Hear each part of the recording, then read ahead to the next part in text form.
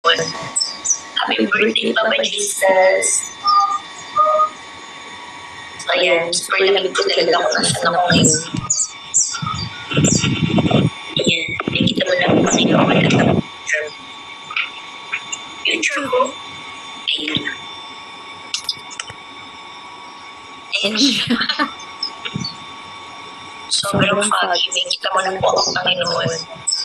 Happy birthday, Papa Jesus. So, ayan.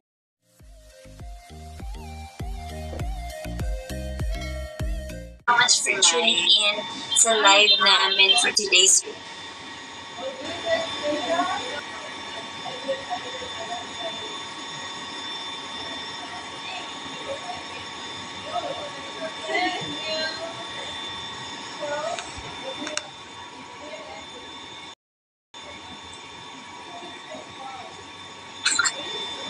So, habang nanonood kayo, a little trivia.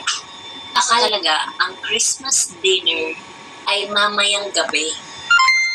Nachi Buena pala. Habang nanonood kayo, kagabi pala dapat ang Christmas dinner. A little trivia.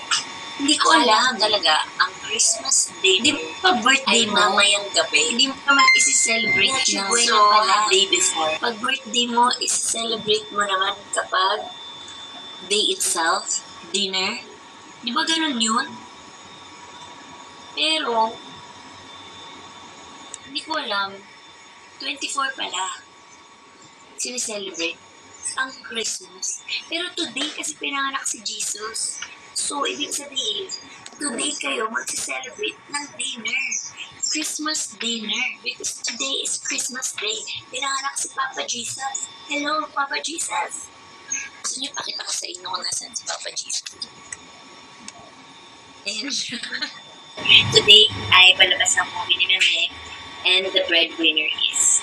Maganda daw to. Iyak daw lahat ng mga breadwinners. So excited na ako mapanood yung movie bukas.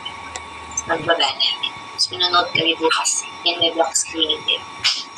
The day after.